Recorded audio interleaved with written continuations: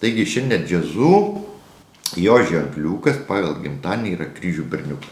Sveikink, prašau, Viktorija, su manim. Labą dieną, Gintarai. Labas, Viktorija. Ir labą dieną visiems. Šiandieną kalbėsim apie vieną labai įdomų ženkliuką ir apie mylimą dainininkę džiazu. Mes žadėjom paaiškinti, kada mes sužinojom žmogaus gimimo dieną. Taip, pažiūrėjom internete. Jie pasižiūrim internete, žmonės paskelbė savo dienas ir ačiū Dievui, kad paskelbė. Tarp kitko, gudrus ezoterikai nerašo savo datų, kad nieks nežinotų, kad neatsirastų toks mes. Kurie viską sužinotų apie jį. Kurie viską sužinotų. Paskaičiuotų. Bet mes tenksimės būti inteligentiški. Nepasakyti, ko nereikia. Taip. Tik tai, kas mums įdomu tame žmoguje. Taigi šiandien džiazu jo ženkliukas pagal gimtadienį yra kryžių berniukas. Apie kryžių berniukus mes taip ir sakom, kada norim pirmiausia įsiteikti jiems. Ateina pas tave žmogus, pavyzdžiui, džiazu. Tarkim, jinai jiems, aš tikrai nesitikiu, kad tik klausys šitos nesąmonės mūsų, atleisk. Kas žino. Bet, reiškia, jeigu jinai, sakysime, prisėstų, paklausytų, tai pirmiausia, aš darau tokį gudrų įėjimą. Reikia žmogų patirti. Kad savo palankiai nuteikti. Taip. Tai apie kryžių berniukus atsakau. Tai yra žmonės, kurie yra labai apsukraus, gilaus, imlaus proto. Šitiems žmonės belia kokią discipliną susijusią su informacija yra prieinama. Jie gali studijuoti bet kokius mokslus, bus pirmesni, pranašesni už visus kitus draugė besimokančius. Čia yra puiku. Ir labai kūrybingi, labai išradingi. O šitoj vietoj jau aš dedu kablelį. Kadangi mes žinom, kad žmogus labai greito proto, labai imlaus proto, iš karto pagauna esmę, jis nepaskęsta detalėse ir taip toliau. Jie gali būti puikus kompiuteristai, dėstytojai, pedagogai, jie turi kantrybės. Kantrybės ne visiems, gal savo vaikams, gal mylimiesiems, gal dar kažkas. Sekanti kortelė parodys, kodėl jie to nepadaro. Jie greičiau savo greitą tą protų nuovoką panaudoja manipuliacijoms. Bet kas nemanipuliuoja, mes visi manipuliuojame. Ne. Šitie žmonės turi ypatingą talentą tam. Pirmas punktas. Jeigu jums dėsto paskaitą ar ką nors pasakoja kryžių berniukus, jis jums labai įtaigiai, su labai tvirtais argumentais, labai įtikinančiai nupasakot, kad pasaulis tikrai yra plokščias, tikrai neapvalus. Moka įtikinti. Čia yra priežastis, kodėl aš jais netikiu. Aš išklausau, aš pasižaviu jų gražbiliavimu, jų argumentais. Man patinka žmonės, kurie moka išreikšti gražiai savo mintis ir įtikinti. Viskas tvarkoja. Bet tai nėra tikroji versija. Tikroji versija tada, kada situacijų neliečia. Jeigu tu kreipiesi gatvėje, mašinų taisykloje, belia kurioje vietoje, eksperto kryžiaus berniuko, jie tau puikiai viską išdėlios. Taip. Ir nevinios, kaip sako žmonės, reiškia, ko nors ten į vatą arba dar į ką nors. Tačiau, jeigu tas klausimas lies juos pačius, jų gyvenimą, jų biografiją, jų išgyvenimus, niekada nesitikė, kad jie pasakys tiesą. Jie tai nupasakos taip, kad tu jų turi pagailėti, užjausti, suprasti. Čia tu turi dėti pastangas. Jie žino, kiek jie nori apie save pasakyti. Jie visada tą pusę moka kontroliuoti labai gudriai, subtiliai, galima sakyti. O dar gali būti, kad su kokiu žmogum. Jie labai moka žmogų nuskaityti. Labai greit pajaučia kitą žmogų. Tokį žmogų anksčiau ar vėliau turi pavilioti. Ezoterika, religija, gilūs dalykai, visai nepragmatiški. Visai mums kasdieniam gyvenime atrodo nereikalingi. O pažiazu Veneros pozicijų arba dispozicijos stovi žmogaus asmeniniai santykiai su kitu žmogum, su mylimaisiais, su tuo, ką jį myli apskritai. Ir va šita giluminių baimių kortelė mums sufleruoja, kad bus problemos.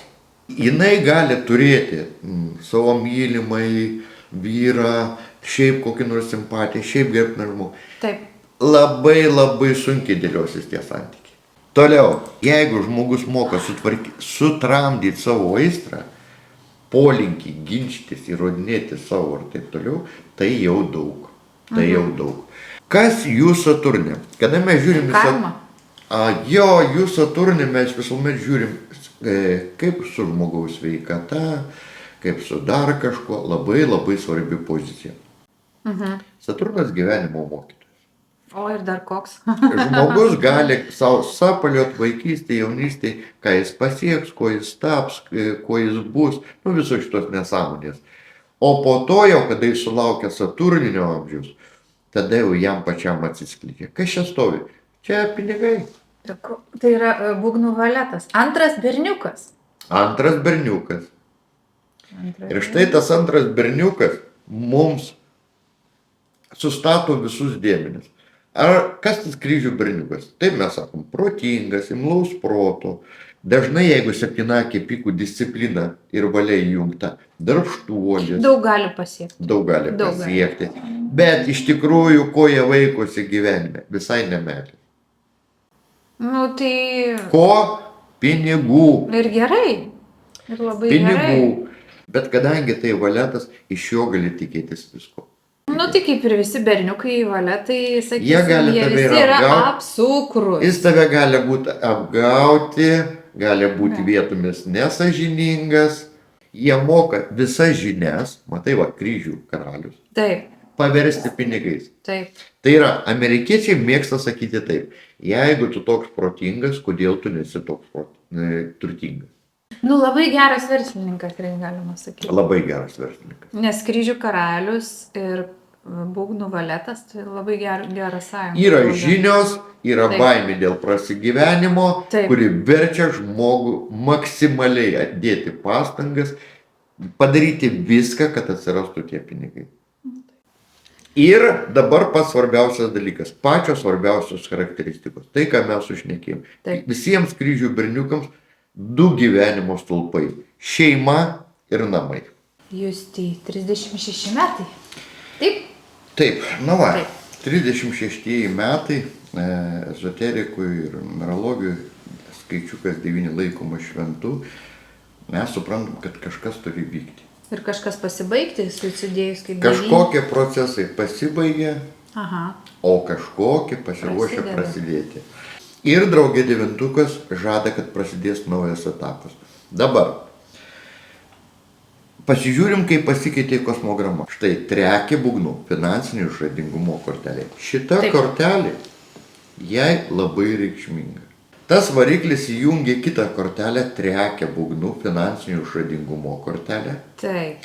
O jos pačios gyvenime toks žmogus realiai, fiziškai pasitaikė, kaip jos prodiuseris. Leonas, tai reiškia trekė būgnų, Čia. finansinio Ir čia. išradingumo kortelė, tai yra žmogus, sakysime, na aš paprastai apie trekę. Už tai ir vėl grįžo jų, sakysim, bendradarbiavimas. Jis niekaip Po pertraukos kažkurios. Taip. Jis niekaip negali nutrūkti. Na ir dabar žiūrėk, konfliktas. Leonas ir mergaitė šita. Jam gyvenimas liepia dažnai keliauti, keisti stilius, būti nepasėda. O jos vertybės tvirta šeima, tvirti namai. Tai gerai, tai bet jinai turi, sakysim, dabar ir vaiką, ir vyrą. Taip, bet tu supranti, jų bendradarbiavime, kūrybinė, techninė prasme, jie yra idealūs. Vienas kitam. Aš galėčiau teikti, per daug nenusikalsdamas tiesai, kad šitas žmogus, jį nori dar daugiau turto, jinai nori būti savarankiška, iš tikrųjų prasigyventi iš savo amato, iš savo talento ir ji norėtų būti nepriklausoma. Taip. Tačiau, Populiarumo kortelė atsiranda. taip, jin vilėsi atnaujinti savo populiarumą, Taip. ar pratęsti, ar padidinti, reiškia. Gal jinai čia įsileido, gal čia statė namus, mes matom namų kortelę, gal čia jinai įrenginėjo tos namus ir visa kita ir taip toliau. Matai, va, yra namų kortelė. Nekilnojamo turto kortelė. Nekilnojamo turto kortelė ir labai matyt buvo daug išlaidų devynakį būgnų. Va šitas. Taip. Nu ir jinai sumastė, kad ją apėmė nerimas, matai, trekė kryžių. Gal kurį laiką atidavė namams, vaikams, ten dar kažkokiems dalykams ir prisiminė, kad, nu ne, man reikia viską tęsti ir vat nuo rugsėjo 5 dienos pas ją įvaizdžio korta vėl. Jin turi sugrįžti rugsėjį su nauju įvaizdžiu, atsinaujinusi, vėl sublizgėti visom. Tai čia Marso laikotarpis. Taip. Taip. Gavo sutuoktinį, gavo vaikus, gavo namus, kaip ir dalis pageidavimų norų realizuota. Bet tuo pačiu tai ir uždaro šiek tiek kūrybą. Ne tik, kad uždaro, jaučiasi vieniša, pasižiūrėk 5 širdžių. Bet mergaitė turi viską. Jaučiasi mylima, Taip. Motina, viską turi, ir pinigų yra, ir šeima yra, ir vis dėlto 5 širdžių. Vis tiek į nesaulėkštai. Tada į pagalbą ateina 3 būgnų, finansinio išradingumo kortelė. Toliau, reiškia, atnaujinamas sukūrimas įvaizdis. Taip, čia yra to aktoriaus ir kortelė, kur... Taip. Taip. Ir, kai ko nesakysiu. Bet nesakykit. Va, ir negalima kai ko. Negalima. Ir, reiškia, žiūrėk, rugsėjo 26 diena.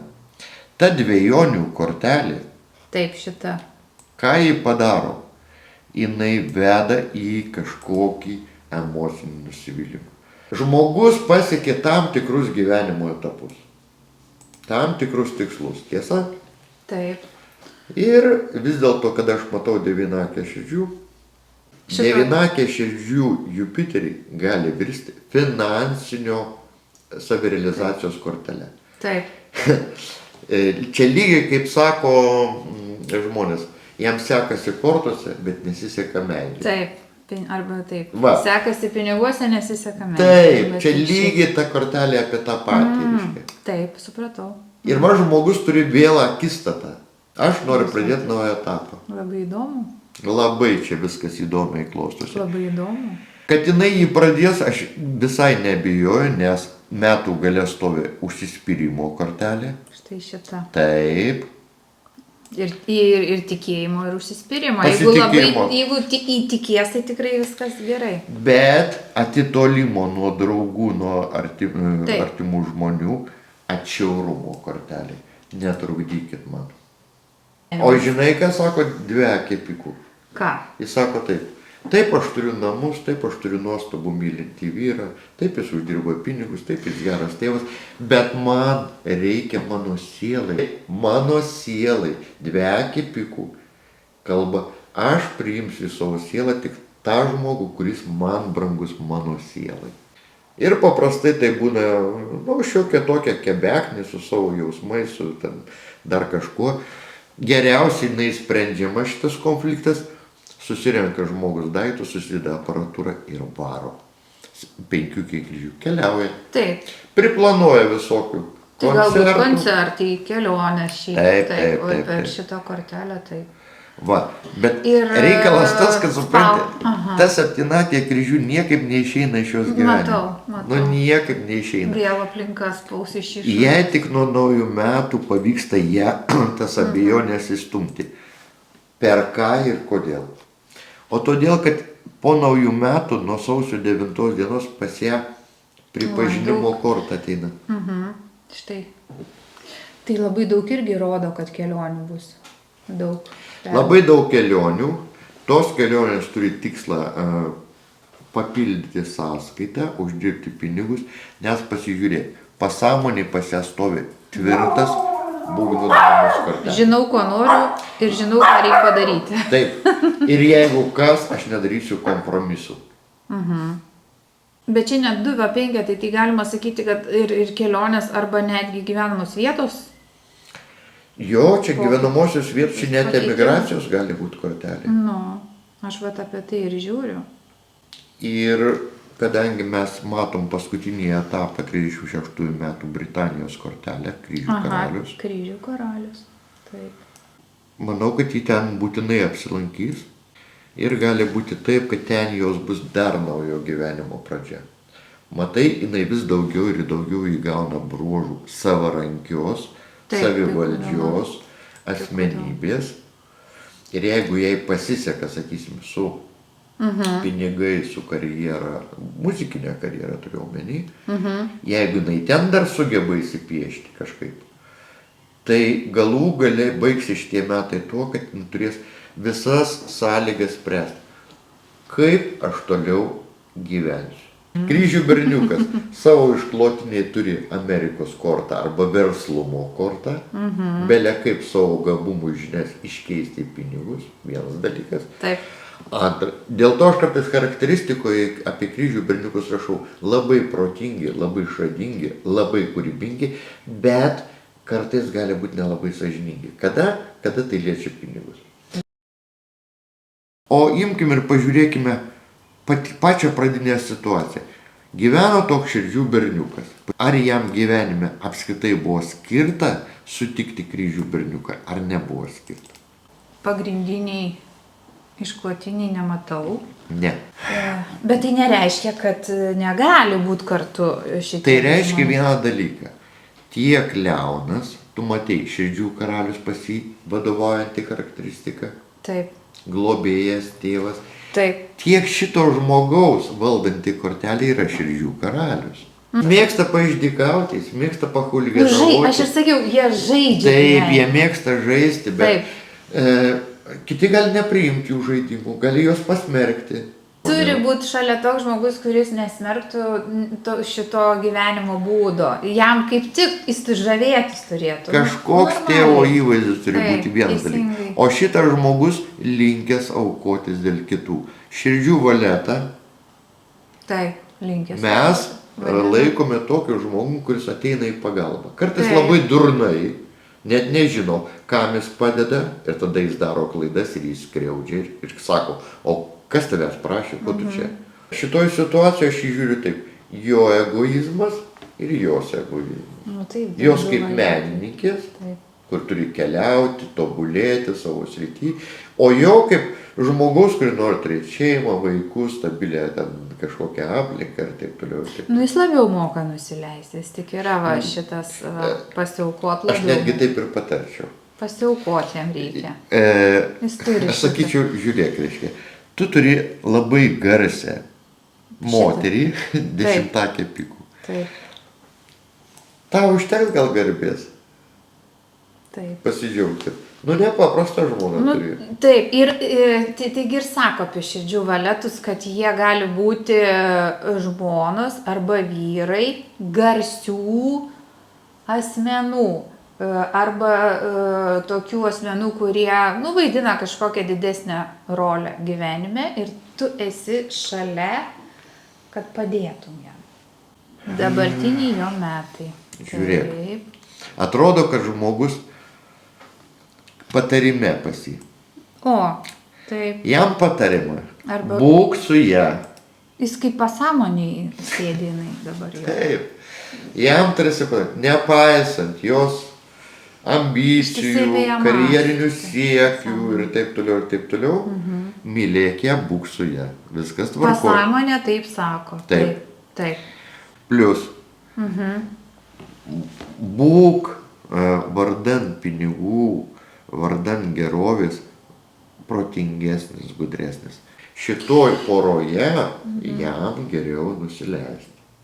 Jeigu šitas žmogus pasitenkins vaiko auklėjimu, vaikų pačiu ir taip toliau, taps jam mokytoju. Apskritai aš pasišaipyčiau, sarkastiškai pasakyčiau, tu esi pripažintas. Tu esi pripažintas ir jauskis gerai. Ir įeik į tą rolę. Turi palaikyti ją tiesiog. Šiuo metu jam reiktų palaikyti. Būtent ir į tai jos sumanymus, jos šitą, sakysim, jie eina iš vidaus šitas, kad jin turi grįžti į sceną. Būtent į tai ir lenkiu. Taip, jam reikia palaikyti. Todėl aš daug ką nurašyčiau jos atžvilgiu. Daug ką jos atžvilgiu nurašyčiau. Ramiai žvelgti situaciją. Vienintelis rimtas patarimas būtų jai turėti su kuo pasikalbėti apie tai, kas jai kelia nerimą.